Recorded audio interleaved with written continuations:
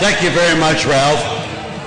I'm delighted you articulated it so well, because it is shifting of power. But let me talk soberly to you all, because I know you want to take back America, and I know you want to take back America essentially for the left and for the Democratic Party.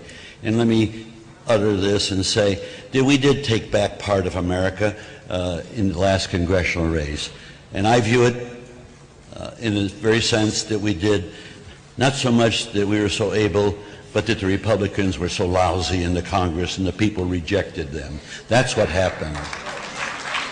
But now we have the power, and we've had the power since January. And I must say that, like many Americans, I'm a little distressed by the inability to effectively use that power, because if we don't establish a record in the next 18 months, we may not deserve to have the White House and the Congress. Just that simple.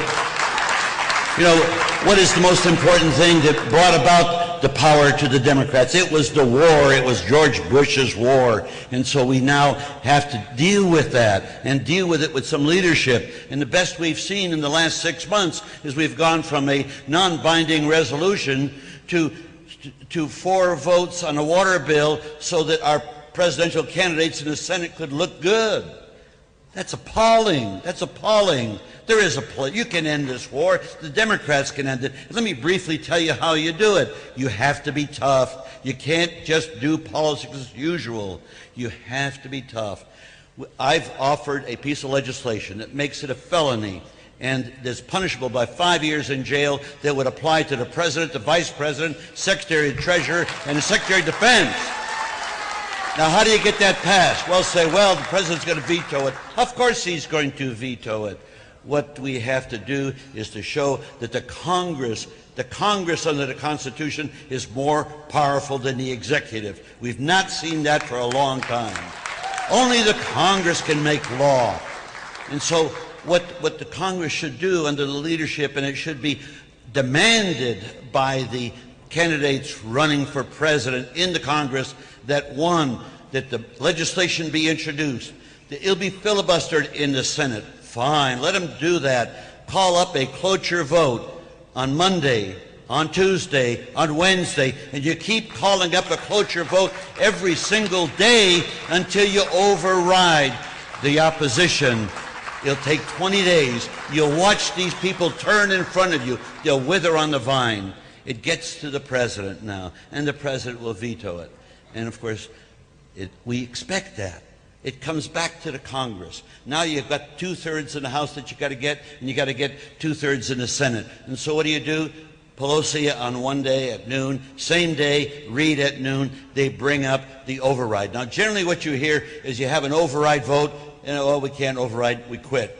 No way. You have an override vote on Monday, on Tuesday, on Wednesday, Thursday, Friday, Saturday, and no weekends off, and no vacations for the Congress. They just stay there. People are dying, and we do nothing about it. Nothing. And I guarantee you in 45 days that bill will be passed into law, and George Bush will have one choice: go to jail, because it'd be a prima facie case of a felony, and there you can go right to impeachment, and then the consequences would be criminal act. That's the way you end a war. That guaranteed to work. We can have our presence in the war ended by Labor Day, and all of American troops, and I mean all of American troops, not this over the horizon, so that we can later enforce the terrible energy bill that we forced them to take in Iraq. No, we can end and have all Americans home by Christmas. Now, doesn't that sound great? Doesn't that sound great?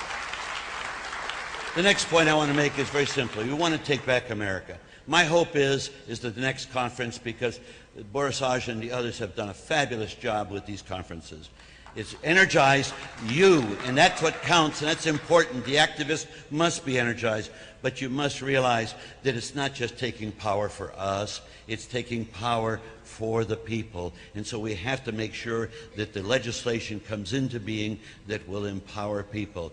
It's a shift of power from the elites.